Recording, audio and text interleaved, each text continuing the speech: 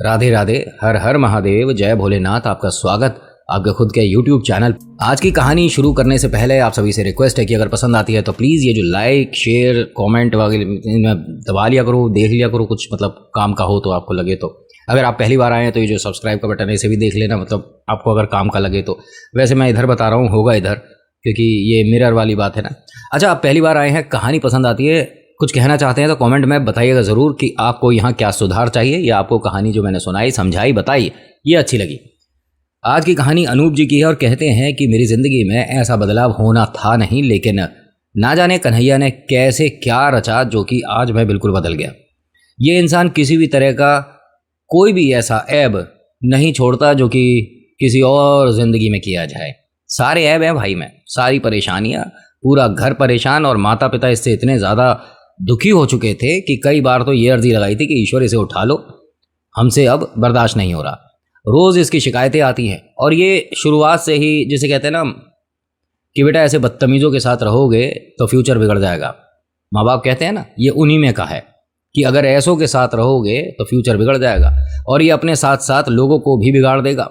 वो कहते हैं कुछ अलग से लड़के नहीं होते जिनका फ्यूचर वास्तव में बिल्कुल एक अंधकार में होता है, चौराहे पर खड़े रहेंगे, आते जाते लोगों को कमेंट कर देंगे, कोई लड़की है तो बदतमीज़ी से कुछ उल्टा सीधा बोल दिया, लड़का है तो उससे भिड़ गए। इस तरह के जो अपने आप को दबंग कहते हैं, और कभी कभी ये 250 ग्राम से ज़्यादा के नहीं होते हैं। अगर आप एक लाफा लगा दो ना अच्छे से तो 10 मिनट तक वही घूमते रहेंगे घड़ी की सुइयों की तरह। लेकिन हाँ, हम 4-5 लड़के खड़े हैं तो हम खैर, ये इतने ज़्यादा परेशान कर चुके थे अपने घर वालों को। घर में इनके 2 बड़ी बहनें हैं और एक इनका छोटा भाई है। सभी लोग इससे दुखी हैं क्योंकि इसकी जो हरकतें हैं अब ये बर्दाश्त से बाहर हो चुकी है। इनके घर में पहले कन्हैया को बहुत माना जाता था, लेकिन जब से इसकी हरकतें शुरू हुई भगवान पर से विश्वास उठ गया कि हमने ऐसी कोई भी जगह नहीं छोड़ी जहाँ पर हमने अर्जी ना लगाई हो। लेकिन ईश्वर, आपको हमारी परेशानी, हमारे दुख तो दिखते ही नहीं है। ये जो आदमी है अनूप, लड़का अभी फ़िलहाल 27 साल का है। इसकी दोनों बड़ी बहनों की शादी हो चुकी है, और ये इतना मतलब बेगैरत इंसान, इतना बेवकूफ़ इंसान कि दीदी के घर पे, जहाँ मतलब अब वो ब्याही हैं दोनों बहनें, वहाँ भी जाकर 2-4 रुपये मांग चुका। सारे ऐप हैं मैंने बताया ना। और शाम को 6-7 बजे के बाद कहीं बैठ जाएं, 4 दोस्त पकोड़े और थोड़ा फिर उसके बाद पेंगुइन बन जाएं, फिर कोई नाली मिल जाए और उसके अंदर पड़ जाए। इसका रोज़ का ही हो रहा था। माँ बाप पहले तो इसे किसी होटल से उठा कर लाते थे, फिर उसके बाद किसी दोस्त के घर से लाने लगे, अब नालियों में साला आते हैं। तो कब कौन सी नाली में पड़ा है अब ये देखना पड़ता है, क्योंकि यही होता है।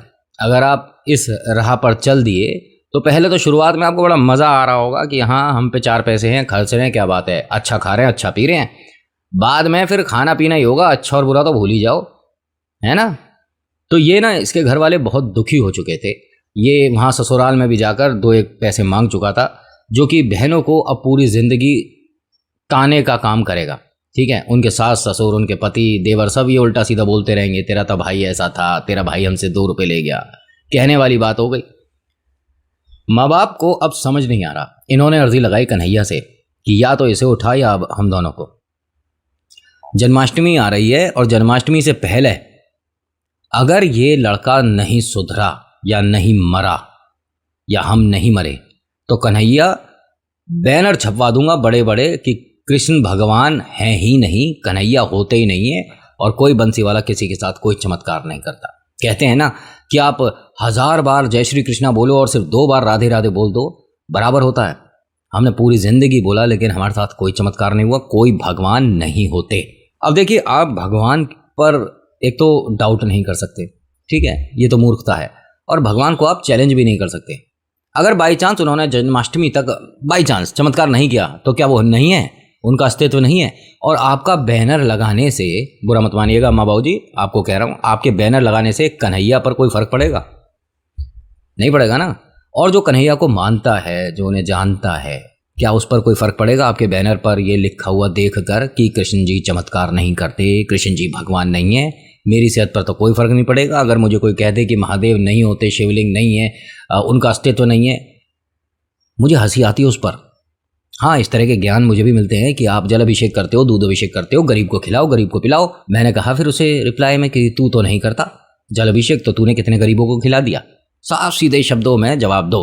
और मैंने पहले भी कहा है, अब कह रहा हूँ, दोबारा कह रहा हूँ, जैसा गाल नहीं नहीं, वो आप कुछ वो होता है ना, पहले जैसा देश वैसा वेश, वो पुराना है, ये लेटेस्ट है, ये नया मेरा है खुद का पर्सनल कॉपीराइट इस पे मेरा। जैसा गाल ऐसा तमाचा। तो ऐसे में आपको जो ये समझाए कि आपके ईश्वर हैं ही नहीं, उससे को पतली गली निकल और चौड़े में दौड़ ले, पतली गली पकड़ और चौड़े में दौड़ ले, क्योंकि हमें तेरे जैसे मूर्ख से मुंह नहीं लगाना। तेरा मुंह है भी नहीं इस लायक। ऐसा कर दो उसे। खैर कहानी पर आ जाओ। ये मैं कितनी नौटंकी करने लग गया हूँ ना आजकल, क्या कहते हो? ये थोड़ा आपका लाड़ प्यार है जिसकी वजह से थोड़ा मैं बिगड़ गया, वरना कहानी में सीधे सीधे तरीके से सुना देता था। अब तो बीच बीच में पता नहीं कहीं की कहीं निकल जाते हैं हम। अच्छा, मुस्कुराने की जरूरत नहीं है, आपकी रोटी जल जाएगी। होता क्या है कि इन्होंने कन्हैया से इस तरह का चैलेंज कर दिया कि तीसरे दिन जन्माष्टमी है, 2 दिन के अंदर अगर ये लड़का नहीं सुधरा अनु, तो हम तुम्हारे नाम के बड़े बड़े पर्चे छपवा देंगे। लेकिन कन्हैया ने भी सोचा कि पर्चे क्यों छपवाएं, क्यों 2-1 रुपये का खर्चा हो। अनूप को किसी ने नई जानकारी दे दी, और ये जो निधिवन है ना, मंदिर जो है, उससे सिर्फ 15 मिनट की दूरी पर है इनका घर। यहाँ पर एक बहुत फेमस मिठाई की दुकान है, उनके बिल्कुल बराबर वाला मकान है। अच्छा, बहुत से लोग जो उधर रहते हैं, पहुँच मत जाना उनके घर पर। जब ये कहानी आई थी, मतलब जब ये हुआ है, तब ये वहाँ रहते थे, अब शिफ्ट हो चुके हैं, पीछे वाली गली में चले गए हैं। घर का एड्रेस नहीं बताऊँगा। होता क्या है कि अनूप आज शाम कहीं किसी के साथ बैठा हुआ था, प्रोग्राम चल रहा था इनका खाने पीने का। तो इनके किसी दोस्त ने बताया, ये एक नया काम करने वाले थे, कि मंदिर में क्योंकि जन्माष्टमी आ रही है 2 दिन बाद, बहुत कमाल की कुछ चीजें आई हैं। जैसे कि बहुत महंगी मूर्ति आई है। सुनने में यह भी आया है कि सोने के कड़े भी आए हैं, सोने की पाजेब भी आई हैं, और ये सब मंदिर में है, निधिवन के अंदर। और ये तो आपको पता ही है कि निधिवन के अंदर जो भी रुका है रात में, उसे दिन में समस्याएं हो गई हैं। भले ही उसकी आंखों की शक्ति चली गई हो या उसके प्राण, लेकिन समस्या हुई है। क्या आपने ये सुना है कि निधिवन में जिसने कोशिश करी उसके साथ क्या हुआ? जिसने देखने की, झांकने की कोशिश करी, उसके साथ क्या हुआ? निधिवन के बराबर में जितने भी मकान हैं, ठीक है, उन सब ने अपने जो जंगला है, अपनी जो खिड़कियां हैं, बिल्कुल से परमानेंट बंद करा रखी है। क्यों? क्योंकि जब ढोल मंजीरे ढोलक इत्यादि बजते हैं और चहल पहल सी होती है, मन कर जाता है कभी कभी कि खिड़की खोलकर देख लिया जाए। उसके बाद जो होता है, अधिकतर आपने यूट्यूब पर बहुत सारी वीडियोस में देखा होगा। इसको ये पक्का पता चल गया, और इसने आज से पहले ये काम नहीं किया था, जिसे हम गलत काम कहते हैं, चोरी चकारी जो होती है। आज से पहले ऐसा किया नहीं था, लेकिन बताया गया कि भाई बहुत सारा सोना, काम की, कमाल की और कीमती चीज़ें, इनका अगर हम गलती से भी 1-2 पर हाथ साफ कर दें, जीवन सफल हो जाएगा। बहुत सारे चोरों का जीवन सफल जेल में चल रहा है। वैसे तो अगर आप भी ऐसी सोच रखते हैं तो आपका भी जीवन बाकी का वहीं सलाखों के पीछे। तो इन्होंने प्लान बना लिया जी। रात के 10:30-11 बजे इनका ये सब कुछ सेटिंग फिक्स हुआ। लेकिन ये 3 दोस्त हैं और 1-2 की ज़रूरत और पड़ सकती है, क्योंकि बहुत सारा सामान है, लेकर कैसे आएंगे, अंदर कैसे जाएंगे? उसने बताया, कह रहा हमारे पास मोटरसाइकिल है ना, मोटरसाइकिल को दीवार से लगाएंगे, ठीक है, एक लड़का उसके ऊपर बैठ जाएगा, दूसरा उसके कंधे पर पैर रखकर अंदर चला जाएगा, फिर अंदर से जैसे तैसे करके कुछ ना कुछ एडजस्टमेंट करके सामान को बाहर फेंकेंगे, और फिर जो अंदर लड़का होगा वो जैसे तैसे करके आ जाएगा। प्लानिंग एकदम सेट थी। इन्होंने जब जाने का सब कुछ बना लिया, 11:30 बजे, 11:45 बजे के आसपास ये दीवार से लगे, तो वहाँ पर एक गार्ड रहते हैं जो कि राउंड पर रहते हैं। ना जाने कैसे क्यों क्या हुआ, वो आज वहाँ पर थे नहीं, इनको मौका अच्छा मिला, तो सब ने अनूप जी को चढ़ा दिया कि भाई साहब आप जाओ। तो यहाँ पर उनके दोस्तों ने कह दिया कि अनूप तुम जाओ, क्योंकि तुम्हारा हाइट अच्छा है, पर्सनैलिटी अच्छी है, तुम एकदम से उचक के चढ़ भी सकते हो, अगर फंस गए तो अंदर से बाहर भी आ सकते हो। अनूप ने कहा कि ठीक है, अगर मैं अंदर जाऊँगा तो 70% मेरा होगा, 30% तुम सबका होगा, बोलो हाँ या ना। उन्होंने कह दिया चलो ठीक है, 30% भी बहुत है जब इतना कीमती सामान है। लेकिन ये इन्फॉर्मेशन तो गलत थी, अंदर तो कुछ आया ही नहीं है। अब कन्हैया के बारे में आपने ये सोने के कड़े आए हैं, चांदी के कड़े आए हैं, ये तो कन्हैया ने बुलवाया तुमसे बेटा, कन्हैया तुम्हें वहां तक ला रहे थे। अब यहाँ अनूप एकदम दीवार के ऊपर चढ़ गया। ध्यान से सुनना, उसके दोनों पैर निधिवन के अंदर थे, मतलब बस जंप करने वाला था। देखता क्या है कि नीचे झाड़ियों के पास एक बहुत, जिसे कहते हैं ना, बहुत प्यारा, एकदम काजल लगी आंखें और बहुत सुंदर बालक, बहुत सुंदर, उसने बहुत महंगी ज्वेलरी डाल रखी थी। उसके पास जो गैया थी, उसकी भी आंखें ऐसा लग रहा था जैसे किसी ने परमानेंट मार्कर से काजल लगाया हो, इतनी सुंदर। और एक बड़ी अजीब बात कि इतने अंधेरे में ये दोनों इतने साफ दिख रहे हैं जैसे कि ठीक चंद्रमा इन्हीं के ऊपर हो। इनके दोस्तों ने आवाज़ दी कि अरे जंप करना, अरे कूदना भाई, फटाफट लेकर आ, क्या हुआ, कोई है क्या? इसने कुछ नहीं बोला, ये बस उन्हें लगातार देख रहा था। तो ये कहते हैं इन्होंने वो जो गाय है, जो छोटा सा गाय का बच्चा, बहुत छोटा सा बछड़ा, उसे बोलते हुए देखा और उसने राधे राधे बोला। इन्हें समझ नहीं आया कि ये जो मैं देख रहा हूँ मेरी आंखों का सपना है, डर है, प्रेत है, क्या है। फिर उन्होंने उस बालक की तरफ देखा, वो बालक इन्हें फिर ढूंढे से ना मिले। वो गैया वहीं बैठी दिख रही है, मतलब जो गाय का बच्चा है ना वो वहाँ दिख रहा है। इनके दोस्तों ने पूछा कि बता ना क्या है, कौन है? तो उसने कहा बछड़ा है, मतलब छोटी सी गैया है, बड़ी प्यारी सी, लेकिन ऐसा लग रहा है जैसे कि मतलब इससे सफ़ेद गाय मैंने देखी ना हो। अच्छा ठीक है, हमने गाय थोड़ा ना लानी है, तो एक काम कर, उस गाय पर ही पैर रखकर नीचे उतर जा। तेरा मेरा मन नहीं कर रहा, मुझे बड़ा अजीब लग रहा है। अरे अजीब का कुछ नहीं है भाई, इतना अच्छा मौका मिला है, वहाँ चौकीदार भी नहीं है आसपास, फटाफट जा, फटाफट ले आ। जब इसे बोला गया ना कि फटाफट जा, फटाफट ले आ, तो इसने देखा आगे, ये उस वक्त की बात है जब 3 पिलर एक साथ थे। ठीक है, 3 पिलर, अगर आप गए हैं कभी तो देखा होगा आपने, और अगर अभी फ़िलहाल में गए हो 10 एक साल में तो शायद नहीं दिखेगा। अब वहाँ 3 में से एक पिलर को हटाया गया है, जो कि कहते हैं लोगों ने उन दोनों में राधा कृष्ण को देखा है, इसलिए उन दोनों को छोड़कर बाकी जो तीसरा था उसे हटाया गया है। इनने देखा है कि वो बालक जो है उसी पिलर के पीछे छुपा हुआ है और उसने इस तरह से इशारा कर रखा है। इसने हाथ जोड़ दिया और कहता है कि मेरे से गलती हो गई, मैं नहीं आ रहा, मेरे से गलती हो गई, और ये इस टाइम खाए पिए हैं। तो ये इसके दोस्त कह रहे थे कि तुझे थोड़ा सा ज़्यादा हो गया, इस वजह से तुझे कोई कुछ दिख रहा है, इसमें कोई भी नहीं है, सब ताला लगाकर चले गए, अंदर जा। और हाँ, एक चीज़ कमाल की बताऊं कि जो मेन दरवाज़ा है ना, जिसके बारे में कहानियाँ सुनी हैं कि वहाँ पर हमने दूध का गिलास रखा देखा है, दातुन देखी है, उसका ताला नहीं लगता, फटाफट जा खोल और फटाफट सामान लेकर आ जा। उसने कहा नहीं, वो मुझे अंदर बच्चा जो है वो मना कर रहा है। कौन बच्चा? अंदर कोई बच्चा नहीं है।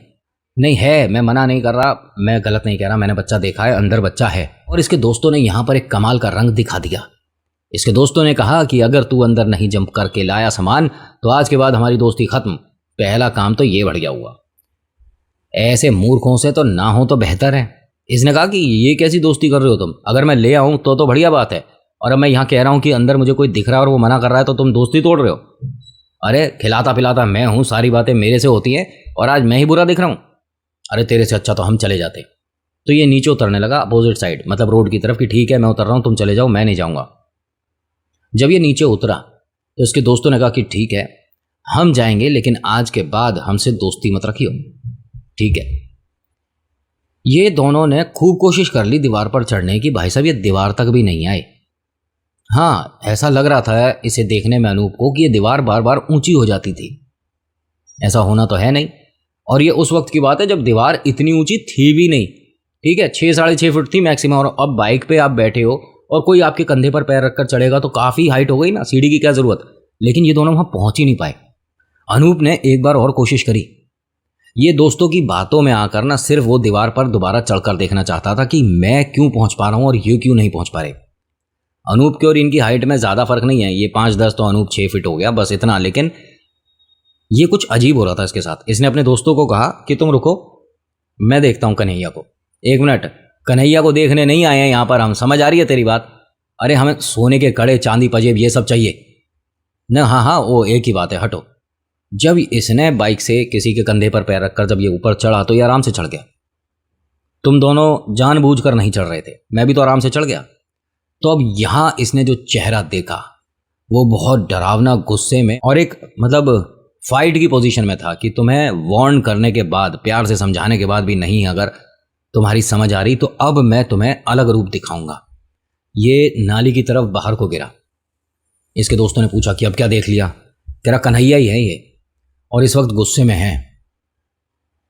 भाई तेरे को हमसे कभी दोबारा मिलने की अब ज़रूरत नहीं है, तू संभाल अपने कन्हैया को, ठीक है? तुझे कन्हैया भी दिख रहे हैं, तुझे वो गाय दिख रही है, दुनिया की सबसे सफ़ेद गाय, अंदर इतना अंधेरा है और वो तुझे साफ दिख रहा है। हमें तेरे से कोई मतलब नहीं है, आज के बाद दिख मत चाहिए। लेकिन मेरी बात सुनो तो सही, कन्हैया ने हमें एक तरह से वार्निंग दी है कि हमें ये गलत काम नहीं करना है, और मुझे बड़ी शर्मिंदगी हो रही है कि मैं जिस अवस्था में हूँ, अपने पूरे होश में भी नहीं हूँ, ऐसे में मुझे भगवान दिखे। आज के बाद मैं इन चीज़ों को हाथ नहीं लगाऊंगा।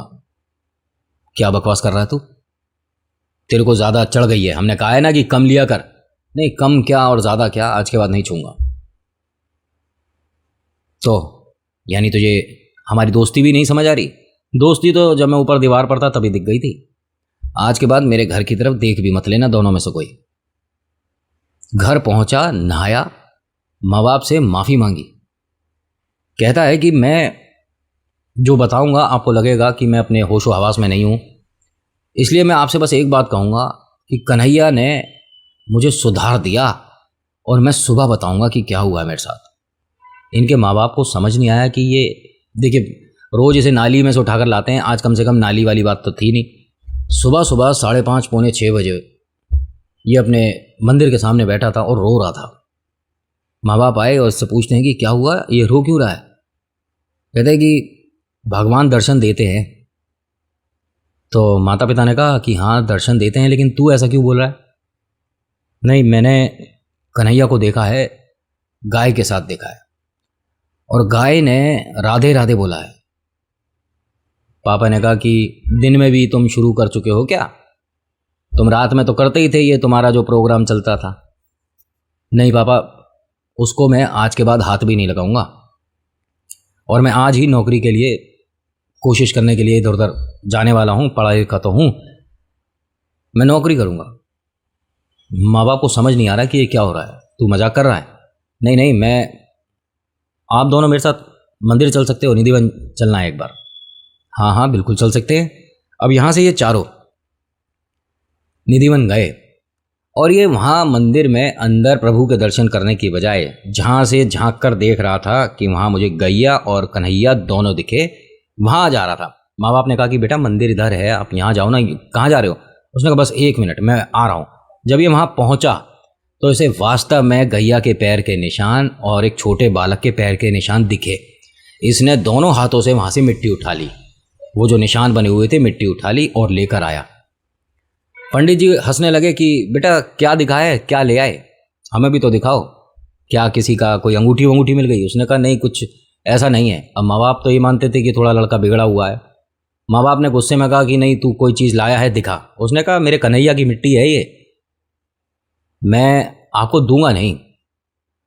यहाँ पे और लोग भी थे, वो भी जानते थे थोड़ा बदतमीज़ किस्म का इंसान है, तो सबने यही कहा कि नहीं भाई साहब ये कहीं से कोई अंगूठी वगैरह पड़ी मिल गई होगी, इसे वहाँ से ले आया ये, हम जानते हैं इस लड़के को। माँ बाप को बड़ी शर्मिंदगी हो रही थी यहाँ पर। उन्होंने सभी के सामने कहा कि इस हाथ को खोल दे। उसने कहा ठीक है, कोई लाल कपड़ा दे दो मुझे, उसी पर छोड़ूंगा, मैं कन्हैया की ये मिट्टी ऐसे नहीं छोड़ूंगा। इसके हाथ पे ना इसके पिता ने वहाँ जो घंटी रखी होती है ना, ठीक है, वो भी मार दी, लेकिन इसने हाथ नहीं खोला। कि मैं गलत नहीं कह रहा हूँ, मैं सच में अपने पूरे होशो हवास में हूँ। और कोई लाल कपड़ा, तो पंडित जी ने एक लाल कपड़ा दिया कि ले लाल कपड़ा है हमारे पास। इसने जब उस कपड़े पर मिट्टी छोड़ी तो हाँ सिर्फ मिट्टी थी और कुछ भी नहीं था। अब जितने भी लोग यहाँ पर बातें बना रहे थे सबके मुंह बन गए कि इसका मानसिक संतुलन ठीक नहीं है क्या, मंदिर से मिट्टी क्यों लेकर जा रहा है ये? और वो मिट्टी आज भी इसके पास है। उस दिन से इसने जितने भी गलत काम करे हैं, जितनी भी इसने बदतमीजियां करी थी और जितने भी इसमें बुरी आदतें थी, सबको त्याग दिया। विदेश में होने के बावजूद ये हर साल कोशिश पूरी करते हैं और आ भी जाते हैं। जब तक कन्हैया को नहीं देखते इनका मन नहीं लगता। और हाँ, इस बार की जन्माष्टमी में सबसे ज़्यादा बढ़कर आगे हिस्सा जो लिया था वो इन्हीं ने लिया था। कहते हैं कि 2 दिन के अंदर और कुछ पल के अंदर ही कह सकते हैं, मेरी ज़िंदगी कन्हैया ने बदल दी थी और आज तक वो मेरे साथ हैं, मुझे दिखते हैं। आप मानो तो ईश्वर चमत्कार करते हैं, ना मानो तो सिर्फ गलत फहमियाँ हैं। तो हाँ, मुझे ये गलत फहमियाँ बताने में अच्छा लगता है। अगर आपके पास कोई ऐसी गलत फहमी है तो मुझे भेजिए। मुझे बाकियों से कोई फ़र्क नहीं पड़ता कि कौन इस कहानी को सच मानता है, मनगढ़ंत मानता है। आप मानते हो नहीं मानते हो कोई फ़र्क नहीं पड़ता, डिसलाइक का बटन दबाओ, चले जाओ, कोई बात नहीं। 2-1 गालियाँ भी दे देना मुझे। मैं मुलाकात करूँगा आपसे एक अगली वीडियो में। हर हर महादेव, जय भोलेनाथ, धन्यवाद।